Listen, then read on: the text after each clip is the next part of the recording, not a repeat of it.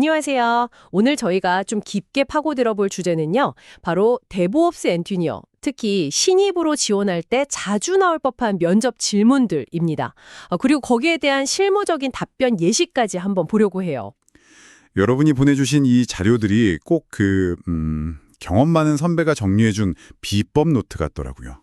네, 맞아요. 상당히 잘 정리되어 있고 실무적인 내용이 많아서 도움이 될 것 같습니다. 오늘은 바로 이 자료들 가지고 시스템 모니터링부터 문제 해결, 또 그 장애 상황에서 어떻게 대응하고 소통해야 하는지, 이런 데브옵스 역할의 진짜 핵심들을 한번 제대로 짚어볼까 합니다. 뭐랄까, 그냥 질문이랑 답만 쭉 보는 게 아니고요. 그 안에 담긴 진짜 노하우 있잖아요. 그리고 왜 그렇게 해야 하는지 거기에 좀 더 집중해 보려고요. 네, 그 왜를 아는 게 정말 중요하죠. 그냥 외우는 것과는 다르니까요. 네, 옆에서 과외받는 것처럼 핵심만 쏙쏙 뽑아드릴 테니까요. 한번 같이 흥미롭게 파헤쳐 보시죠. 자, 그럼 가장 숨가쁜 상황부터 시작해 볼까요? 예를 들어 웹사이트 응답 시간이 갑자기 느려졌다는 긴급 알림을 받았다고 쳐보죠. 진짜 발등에 불 떨어진 상황인데 이럴 때 가장 먼저 뭘 확인해야 할까요?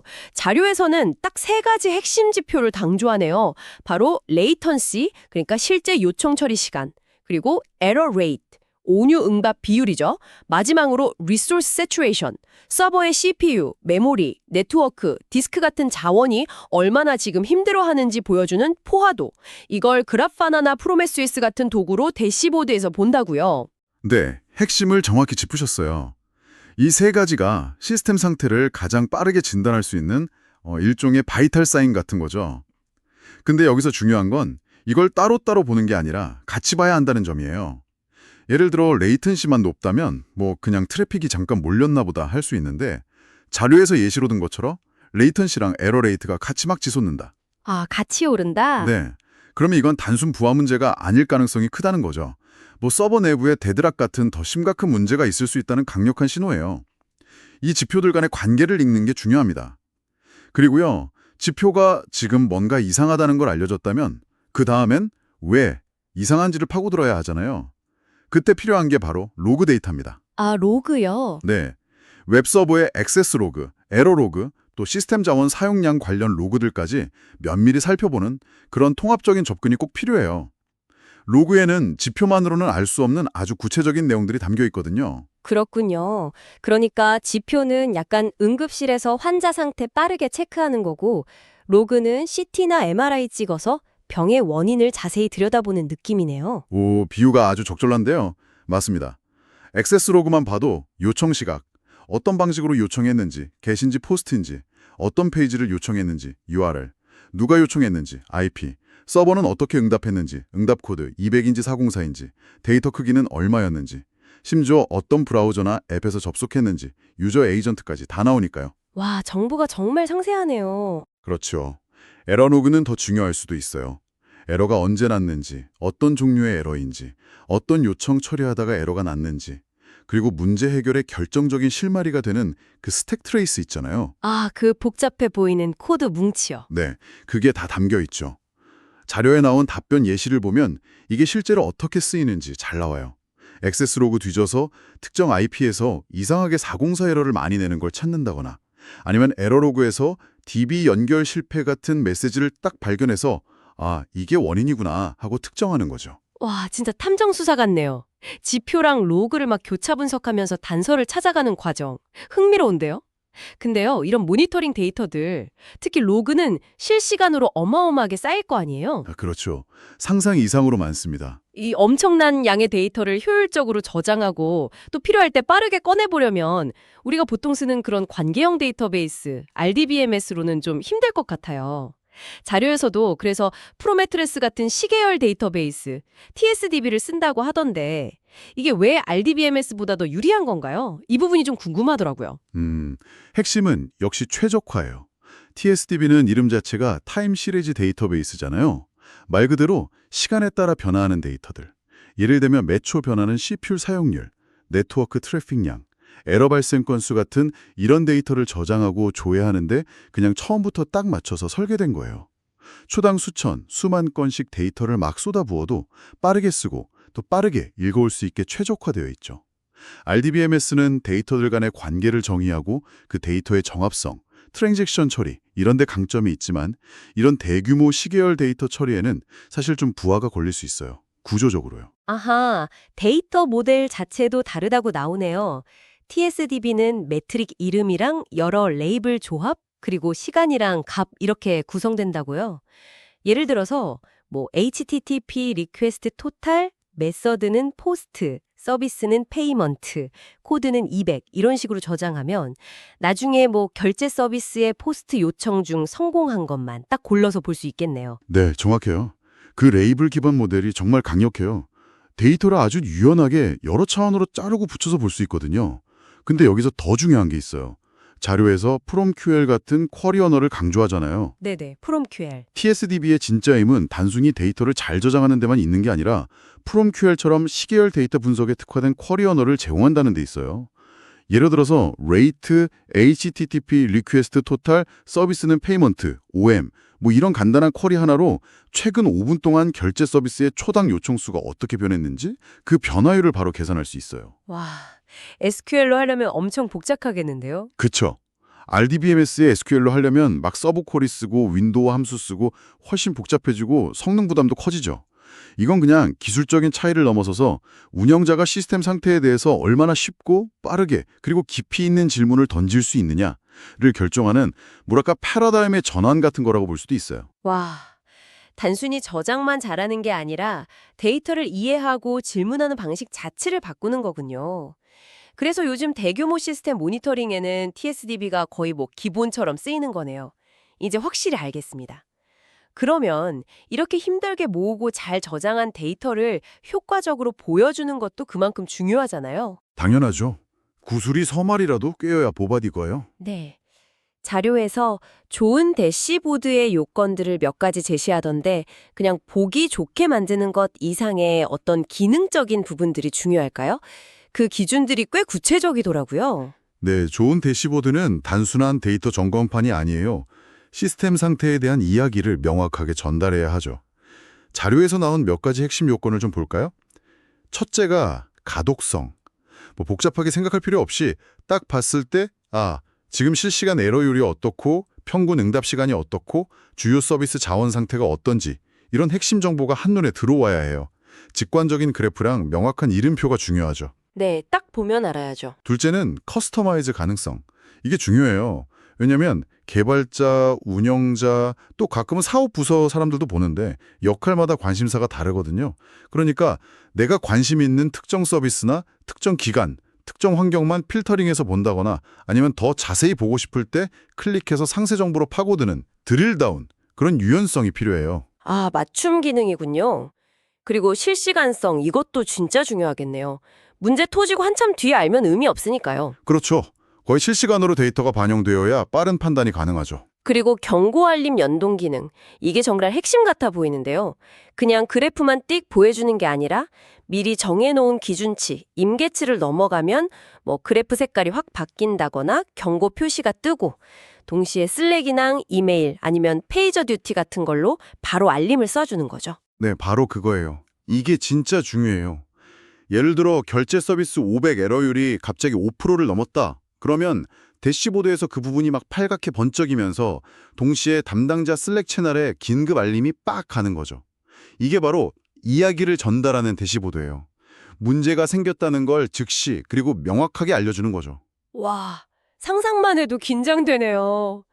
마지막으로 이력 관리 기능도 언급됐어요. 과거 데이터랑 비교해서 지금 상태가 어떤 맥락인지, 추세는 어떤지 보는 기능이요. 네, 그것도 중요해요. 예를 들어, 지난주 이 시간이랑 비교하니까 트래픽이 좀 이상하게 높은데? 라거나 이번에 배포하고 나서 레이턴시가 조금씩 계속 오르네. 이런 걸 파악할 수 있거든요. 그러면 잠재적인 문제를 미리 알아채거나 아니면 서버 증설 같은 용량 계획 세울 때도 큰 도움이 되죠. 자료 예시처럼 그래프나 같은 툴로 이런 걸 시각적으로 잘 보여주는 게 중요합니다. 네, 알겠습니다. 시스템 상태를 진단하고 파악하는 방법에 대해서 정말 깊이 있게 알아봤네요. 그럼 이제 다음 단계로 가볼까요? 이렇게 모니터링으로 문제를 딱 인지했어요. 그러면 실제 장애 상황에서는 어떻게 대응하고 또 소통해야 할까요? 정신없을 텐데 체계적인 절차가 필요할 것 같아요. 자료에서는 장애 전파나 보고 절차를 꽤 구체적인 단계로 나눠서 설명해주고 있더라고요. 그렇죠. 장애 상황일수록 진짜 우왕좌왕하기 쉽거든요.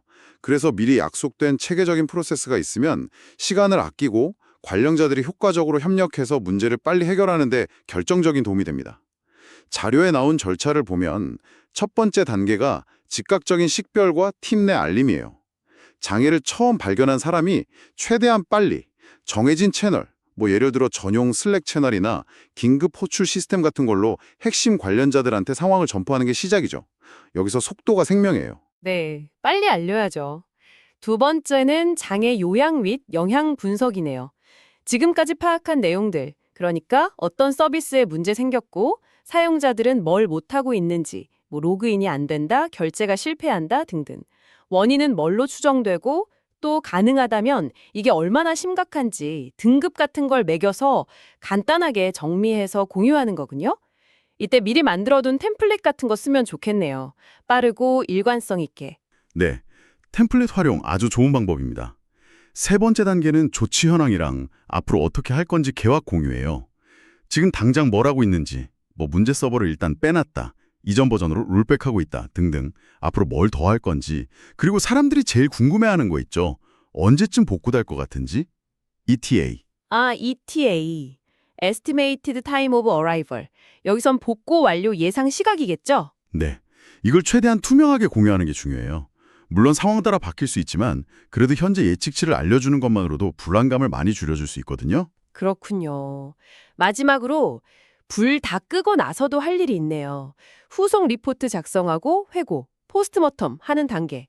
그냥 해결됐다 끝! 이게 아니라 왜 이런 일이 벌어졌는지 근본 원인을 진짜 철저하게 분석하고 다시는 이런 일 없도록 개선할 점들을 찾아서 문서로 남기고 다 같이 공유하는 거군요. 정확합니다.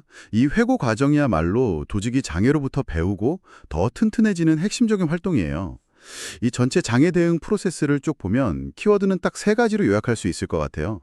신속성, 투명성, 그리고 학습. 장애 상황에서는 관련된 모든 사람이 최대한 빠르고 정확하게 정보를 알아야 하고 그걸 바탕으로 각자 역할을 해야 하거든요.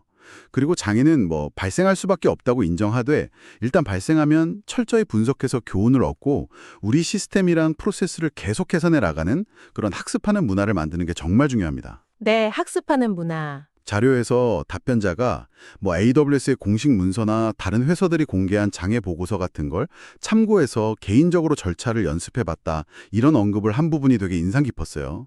이건 단순히 기술적으로 뭘 고칠 줄 안다는 걸 넘어서서 이런 체계적인 대응 프로세스랑 학습의 중요성을 진짜 이해하고 있다는 좋은 신호거든요.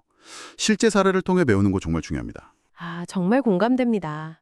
체계적인 프로세스랑 학습 문화, 그리고 이 자료의 답변 예시들을 쭉 보니까 또 하나 일관되게 보이는 태도가 있더라고요.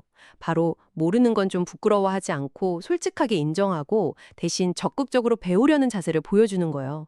예를 들면 특정 기술 잘 모른다고 솔직히 말하면서도 근데 공식 문서나 커뮤니티 통해서 빨리 배워서 기여하겠습니다, 이런 의지를 보인다거나, 아니면 면접관한테 혹시 팀에서 주로 쓰시는 모니터링 도구나 CI/CD 파이프라인 같은 거 있으면 미리 좀 공부해보고 싶습니다, 이렇게 먼저 물어보는 모습들, 또 자기 개인 프로젝트 경험 같은 걸 답변에 자연스럽게 녹여내는 것도 그렇고요. 이런 학습하는 태도가 데브옵스 엔지니어한테 왜 이렇게 중요할까요? 쿠버네티스 같은 오케스트레이션 툴, 서버리스, 서비스 메시, CI/CD 방법론, 새로운 기술, 도구, 개념들이 진짜 끊임없이 쏟아져 나오거든요. 어제는 막 핫했는데 오늘은 구식이 될 수도 있는 그런 환경이에요. 그러니까 지금 당장 뭘 좀 안다고 거기에 안주하면 금방 뒤처지기 십상이죠. 그래서 끊임없이 새로운 걸 배우고 익히려는 자세는 선택이 아니라 거의 필수, 생존 기술에 가깝다고 봐야 해요. 근데 여기서 중요한 건 그냥 책 보고 이론만 아는 게 아니라 자료 답변처럼 자기가 직접 개인 프로젝트든 스터디든 실습이든 해보면서 도구를 써보고 그 원리를 깊게 파보는 그런 실용적인 학습이 중요하다는 거예요. 직접 해보는 거요? 네. 그리고 또 하나는 시스템 운용하다 보면 정말 복잡하고 예상 못한 문제들이 툭툭 터지거든요. 혼자서 모든 걸 다 알고 해결하는 건 불가능해요. 그러니까 모르는 건 솔직하게 이 부분은 제가 좀 부족합니다. 인정하고 동료들한테 물어보고 같이 해결하고 또 공식 문서나 오픈소스 커뮤니티, 기술 블로그 같은 외부 자료들을 적극적으로 찾아보면서 배우는 그런 열린 자세가 반드시 필요하죠. 이런 태도는 그냥 자기 혼자 성장하는 걸 넘어서 팀 전체의 문제 해결 능력을 키우고 기술적인 깊이를 더하는 데도 엄청 중요해요. 인접 질문과 답변, 예시라는 자료를 통해서 정말 알찬 내용을 살펴봤습니다. 시스템 모니터링의 핵심 지표 3총사, 레이턴시, 에러레이트, 세츄레이션부터 시작해서요.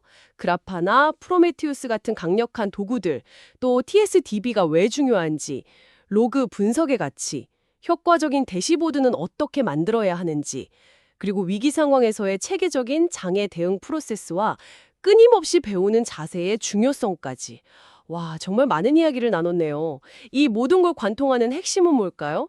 결국은 복잡한 시스템을 안정적으로 운영하고 또 예상치 못한 문제에 효과적으로 대처하기 위한 그런 실용적인 고민들, 그리고 구체적인 접근 방법들을 우리가 엿볼 수 있었다는 점 아닐까요? 그렇죠. 오늘 저희가 주로 다룬 내용은 아무래도 시스템을 이해하고 도구를 잘 다루고 기술적인 문제를 해결하는 그런 역량에 좀 초점이 맞춰져 있었어요. 마지막으로 이 자료를 통해 함께 고민해 보신 여러분께 이런 질문을 한번 던져보고 싶습니다. 오늘 살펴본 여러 답변 예시들 속에서요, 단순히 기술적인 능력 말고 복잡한 시스템을 관리하고 예상치 못한 위기 상황에 효과적으로 대처하는데 중요하다고 느껴진 비기술적인 자질은 무엇이었을까요? 예를 들면 장애가 터져서 막 정신없는 와중에도 명확하고 침착하게 정보를 전달하는 그런 소통 능력일 수도 있고요. 아니면 예상치 못한 문제 앞에서 당황하지 않고 평정심을 유지하는 그런 강인함, 혹은 문제를 논리적으로 착착 분해해서 체계적으로 해결책을 찾아가는 분석적인 사고방식일 수도 있겠죠. 아, 그러네요. 협업 능력 같은 것도 중요할 수 있겠고요. 네, 맞습니다. 동료들과 효과적으로 협력하는 능력도 빼놓을 수 없죠. 뭐 정해진 답은 없습니다. 여러분 각자가 이 자료를 보시면서 기술적인 것 말고 이런 점도 중요하구나 하고 발견하신 그런 가치에 대해 한번 잠시 생각해 보시면 어떨까요? 아마 데브옵스 엔지니어라는 역할과 필요한 역량에 대해 한층 더 깊이 있는 통찰을 얻으실 수 있을 거라 생각합니다.